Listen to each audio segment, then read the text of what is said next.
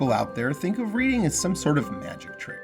Like a slick magician, a teacher shows you a complex story or essay and abracadabra, they pull an interpretation out of the paragraphs. Their mental prestidigitation makes the very act of reading seem fundamentally out of reach and mystical, an art only the very skilled can practice. Well, thankfully, skillful reading is not magic. There's nothing to it that practice and commitment won't improve. Just like that magician and their tricks, once you see how they're done, there is no unseeing it, and the magic fades away. There are a lot of important reading skills to master, but none more important than that of making inferences.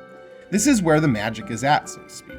An inference is a conclusion you come to about the meaning of a piece of text. The trick involves 4 basic steps. Step 1.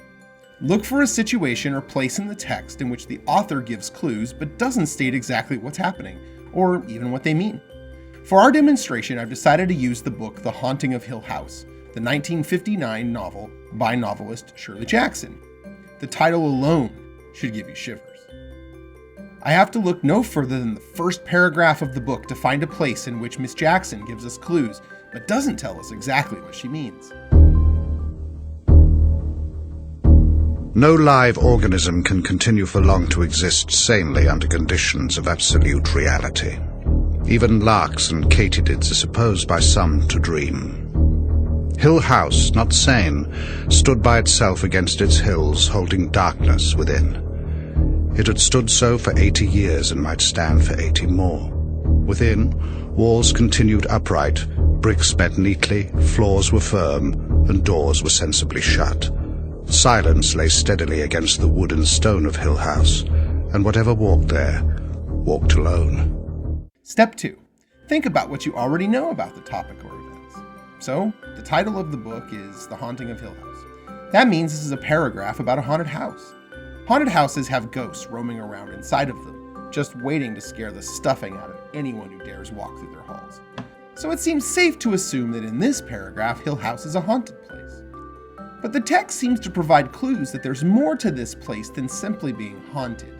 Let's do a little more work using step 3. Step 3. Combine the text clues with your own experiences or knowledge to make an inference. Since I'm pretty sure this is about a haunted house, what does the text tell me? Well, it says right here in the first sentence that no live organism can continue for long to exist sanely under conditions of absolute reality. Then follows that up in the second sentence with Hill House not sane. From this, I can infer that Hill House is a living organism that has gone insane. It's not just a haunted house, but a living place, and an evil one at that. Later in the second sentence, it says that Hill House is holding darkness within. This doesn't sound good at all, does it? It sounds like this house is sitting there on its hills, looking normal, but being completely evil and insane as it waits to let out its evil. This seems like a pretty strong inference, but we have to make sure we're right. Step 4. Check that the inference makes sense. It is always good to come to a conclusion, but we also have to make sure our ideas hold up against other parts of the text. Since this inference is from the first paragraph of the novel, we just have to keep reading for confirmation of its truth. Here's a section from the novel's second paragraph. He had been looking for an honestly haunted house all his life.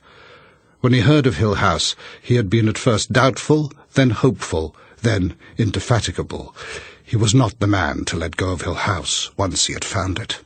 In this paragraph, we get confirmation that Hill House is indeed haunted, at least believed to be haunted by Dr. Montague and others. To understand just how evil the house is, we'll have to keep reading. That's how an author like Shirley Jackson keeps us turning pages. Well, as you can see, coming to this conclusion was not magic.